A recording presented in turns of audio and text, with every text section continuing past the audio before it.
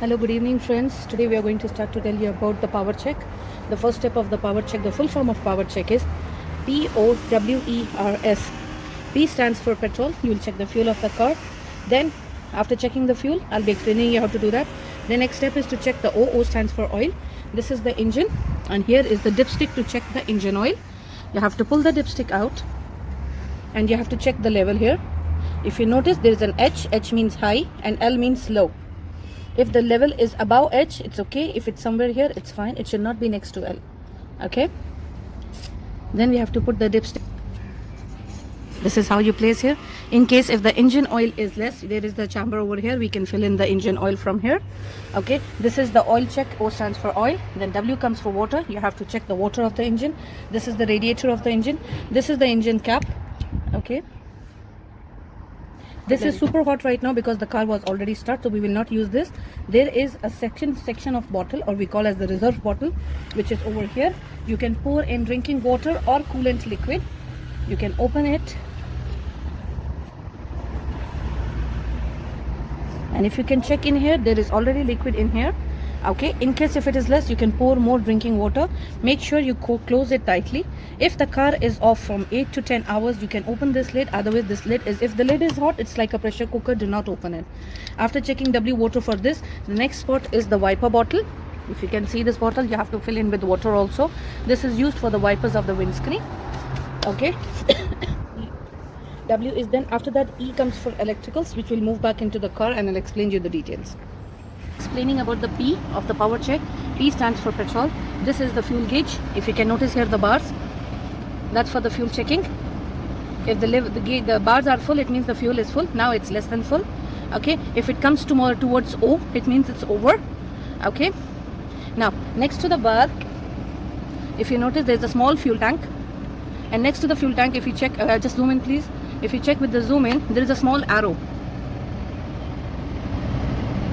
Yes, that arrow means that the fuel tank is towards the left. If the arrow is towards the right, the fuel tank will be towards the right. It's the left, the fuel tank will be in the left, and if the arrow is towards the left, the fuel tank will be in the left, and if the arrow is towards the right, the fuel tank will be to the right. This is the PO. This is the power check of the P. O we have already done, the oil check. W stands for water, which you have already done. Okay. E stands for electricals. Okay. In the electricals, we have to check the lights, the indicators. If you push up, it's right indicator. In the middle, it's off. If you push it down, it's the left indicator, and again in the middle, it's off. You have to check the indicator function from inside as well as from the outside. Then you have to check the double indicator if you want to. Okay, then we will check the lights, because we need to know that the lights are functioning well or not. If you turn the key once, the parking lights are on, which illuminates in the cluster panel, which illuminates here, which illuminates the gearbox and everything. Okay, let's go.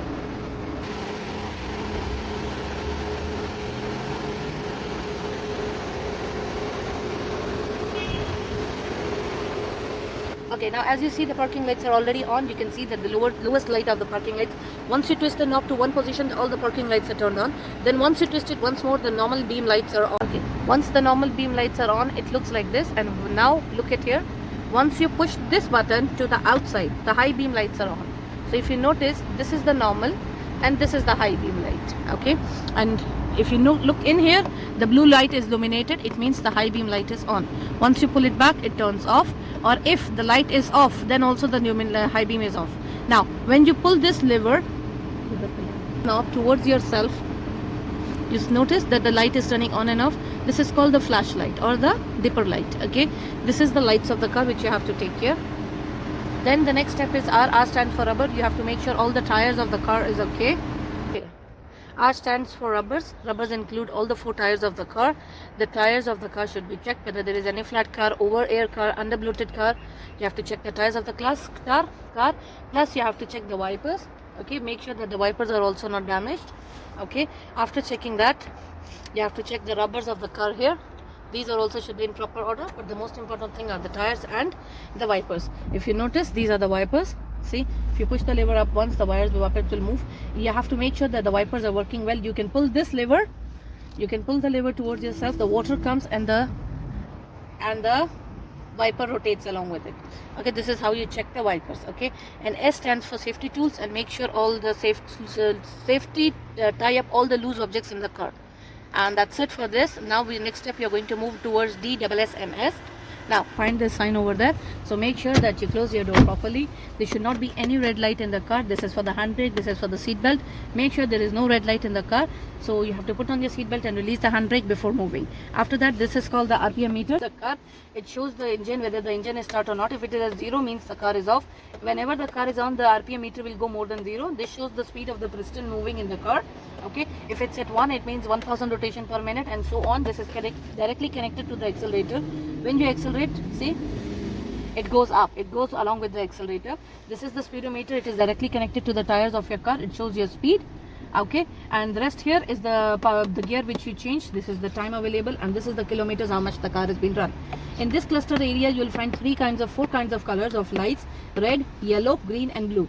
If red light is on, you're not supposed to move the car. Yellow light is like a warning, or a warning sign, in which means that you can move the car but take it to the desired area. Like for example, if you notice over here, if the ABS light is there, if the post checking light is there, if the engine light is there, there will be a yellow light. So in that case, you have to take the car to the desired area. Green light is for the indicators and blue light is for the high beam light. In all these cases, these are the basic lights. Okay, now D stands for make sure. Was the D in the DSSMS. Now next step is S. S stands for to adjust your seat. So how do you adjust your seat? Over here there is a lever. This lever is used to adjust the seat. Pull the lever up and hold the steering wheel with the other hand. You can pull yourself forward and backward with the help of seat. Now how to adjust your seat? Keep your leg on the brake. Make sure that there is a gap of 3 to 4 inches between your knee bone and the steering wheel. Your heels should be on the ground and your fingers should be on the brake. Okay, this gap is important, and this thing is important. Your leg should make an angle. It should not be too straight, and you should move your leg from brake to accelerator like this. This is how you're supposed to adjust your seat. After adjusting the seat, you will adjust your backrest. In order to adjust the backrest, there is a knob over here. You have to pull the knob, which rotates the seat front and backward. Okay, keep your wrist bone on the top of the steering wheel. The wrist bone on the top of the steering wheel, okay, in such a way that your shoulder should not touch the seat and your back should be touching the seat.